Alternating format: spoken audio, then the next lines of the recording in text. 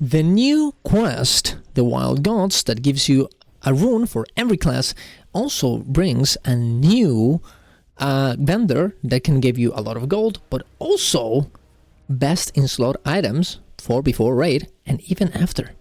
Let's talk about it. So we started from this and let's get into it. So what do you get? How does this work? If you go to Felwood with the same person that you do the Wild Gods questline, the Shadowtooth Emissary, that is indeed in this place specifically. Let me just go here to Felwood, right here in the Emerald Sanctuary. Might as well you can go from a Splinter Retrieve post or from anywhere in Ashenvale. Just walk here and you'll get there. It offers you an insane amount of good items. Look at this. You can get Band of the Wilds, that is essentially the same as the Blackrock ring from Moradin. Is that how it's called? Blackstone ring, which is a business slot for pre-biz from the raid, and I'm using it and I farmed a lot for it.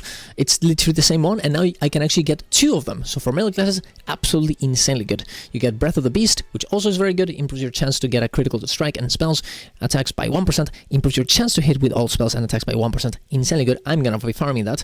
It gives you Defender of the Wilds. Actually, here I'm not really sure. It may be good for tanks. I have no idea. You have a cloth waist with stamina and intellect, a cloth head with spirit, and for healing, right? Healing done by spells, effects up by 55%, sounds very good. And Godslayer Graves, a plate, feet that gives you strength and agility, and of course nature resistance. Pretty good items.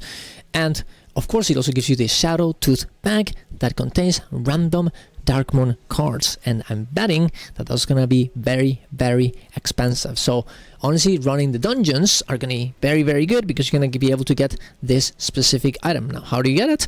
You get it from doing Zul'Farrak, Moradin, or Blackrock Depths. And where do you get it from? You need to start a quest. Well, you or anyone in your party, called the Wild Gods. I already made a guide about it. You can go check that in my YouTube channel. I'll leave a link in the description.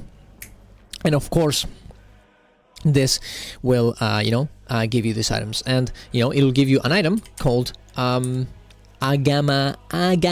Roar that makes you, and maybe if you have gone through this little dungeons, you've seen that there's like certain enemies that are they're like whitish, they're like kind of transparent. If you use this item on it, it will, the enemy will become, hostile to you, and you'll be able to kill it with your party.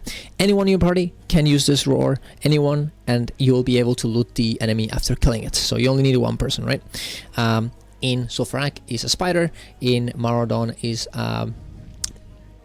I can just show you actually. In Moradin it's a dinosaur. In Blackrock Depths, I'm not actually sure what it is. I have not gone there yet, and it doesn't really matter honestly, because nobody's gonna be doing that, because it's probably the longest one. Most likely people are gonna be farming Zul'Farrak instead. Even the one in Moradin with Princess Run, which is the shortest version of it, is not as good. You can see me here, killing the little dinosaur that is right after killing Princess, and this will give you the Wild Offering. And of course there's another one here in Zul'Farrak. There's this little spider right beside Garzilla, the Hydra dinosaur thing. You'll be patrolling through this little place. For Blackrock Depths, I'm sure there is around somewhere, but I would definitely not recommend it, to do Blackrock Depths over and over and again to farm this item. As I said before, I would probably recommend you to, do Zul'Farrak if you really want to do it fast, or Princess Run in Moradin if you want some items from there as well. You can definitely do that while you're doing Blackrock Depths. You're farming it for other items, and might as well you can do this as well, but I would definitely not focus on it. But yeah, it's a very, very good item. It's a very, very good vendor with a lot of good things, and I'm actually kind of happy with it because it makes everyone be able to actually farm and repeat those dungeons over and over again for different rewards that you will be able to use.